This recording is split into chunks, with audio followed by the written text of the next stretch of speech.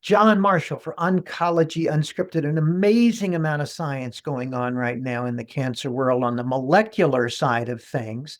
And I like to think of it kind of like a molecular space race because the technology that's out there, being able to measure what's going on in a tumor, what's going on in the blood, finding different genetic characteristics, and being able to act on those has never grown as quite as fast as what we are seeing now. Just like we were racing to get to the moon or racing to orbit around the Earth, we are now seeing companies and different groups from all over the world developing, improving technologies to try and read the tea leaves of whatever's going on in the blood, whatever's going on in a tumor, and what I think of as a molecular space race. And I wanted to feature a paper about this that I thought was quite interesting and will set up for us the beginnings of what will be really a few month long discussion around precision medicine to try and understand better how it's going to help us evolve and become more efficient in the practice of not just cancer care, but healthcare in general. Now, the paper I want to talk about is in this journal called the Journal of Clinical Oncology. Yeah, I still do get a paper version. And this is from China.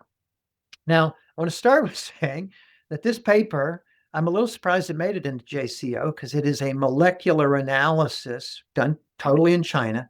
But where I wanted to start from was that the funding for this work came from a bunch of philanthropic and government supported stuff in China, right? A big long list of different resources, including the healthcare system where it was started out of.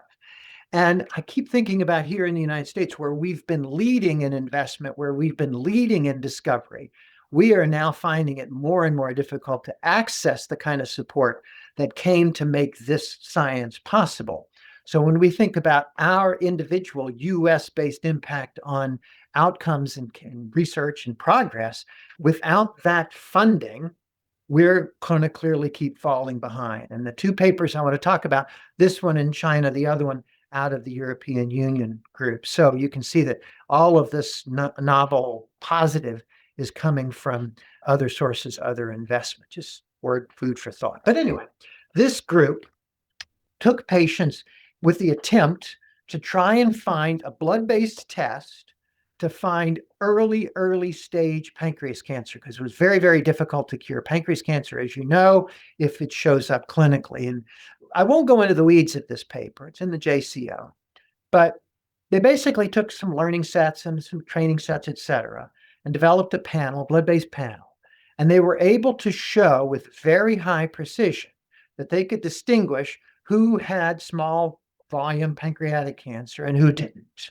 Okay. And they even had a cyst subgroup in there to look at and things like that. And I think worthy of being presented in the JCO, because if you think about what we've been doing with our blood-based testing is people who already have cancer, who then get blood-based or tissue-based genetic testing to decide what we're going to do to treat them or how to follow them, looking for minimal residual disease or what targeted agent might be available for that individual patient. But this is the other end of where I think this kind of technology is going to go, and that is screening. Healthy population, blood-based testing, see if you've got cancer or not, and intervene. And I'm very, very interested in seeing over the next 5, 10 plus years how this kind of technology shifts from just coaching us to be more efficient in the treatment of existing disease, existing cancer, and more shifting towards early detection and prevention strategies. So I think there's nothing hotter than this blood-based testing that's going on now, which is why we've decided to spend a few months on it. And this paper sets the stage. Well, the other paper I want to contrast that with also just came out in the Annals of Oncology. So yeah, good group, good journal, but not quite JCO, right? So a little bit on the beat, off the beat path. But to me, maybe the most important paper of the week. And this was the group from the Prodige 13 adjuvant colon cancer study, where after the intervention was done, patients were randomized into 4 groups of follow-up. Now, I don't know what you do. NCCN says I'm supposed to do it maybe once a year. I do it a little more often than that if I can get away with it, although that sometimes means I got to do a peer-to-peer to get a scan or other things. I've incorporated more recently doing MRD testing, but the standard right now is a CEA every now and then and a scan every now and then and a colonoscopy every now and then.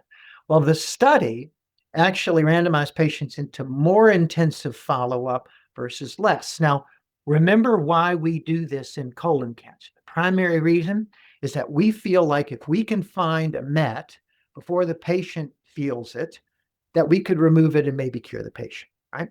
And so unexpectedly, this study basically said the opposite. It didn't matter how intensive your follow-up was. You had the same overall survival. Well done study, prospectively looked at.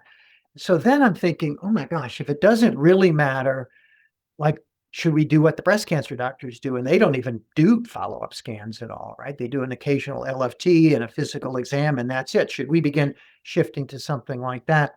No, but we're dialing up the other direction because we're increasingly doing MRD testing, where we'll have an even more sensitive measure than CEA or scan to determine if somebody's got residual or persistent cancer. And I am hopeful that what we will show is that by identifying patients at the molecularly positive level, like an MRD test, that we can intervene. And in fact, I'm helping to lead a study across our country to test new agents in that space, that if we intervene with those new therapies, that we will in fact cure more people through that earlier intervention than waiting to see what grows out there in the patient's liver or lungs, et cetera. Recently, I have a patient, colon cancer patient, young man, who has an MRD positive blood test, and his scan, regular conventional CT scan, was negative. So I ordered a PET. Now you could argue maybe I shouldn't have, but he had 2 in a row, blood test positive, CT negative. I ordered a PET. Guess what? The insurance company said, no, you can't order that. So I ended up doing a peer-to-peer review. Don't you love peer-to-peer reviews? How many of you initially say, are you actually an oncologist? When you talked, I wasn't. I was polite to the doc on the other end. I told her the story. She plugged in the data that now the patient was MRD positive, and she read out the approval code to let me go ahead and get the PET scan. So clearly, MRD testing is having an influence on decision-making, insurance coverage, but it'll become our challenge to demonstrate that knowing MRD testing is important enough that will influence survival, unlike that Annals of Oncology paper that showed that CTs and CEAs maybe not so much. I think this paper puts us at a higher bar for challenge to make sure that following patients closely makes sense and that this MRD testing better work for us, or else we'll just be pulling back in general after patients are initially treated. So I hope you find this next series of discussions about MRD testing, et cetera, interesting and useful to you. And I hope you find these 2 papers a bit challenging. One that takes us to a screening test for pancreatic cancer. The other takes us to should we be doing anything after we follow patients outside of these newer tests that are coming. So more to come. I hope it'll be useful to you, and I hope you'll tune in next time for Oncology Unscripted.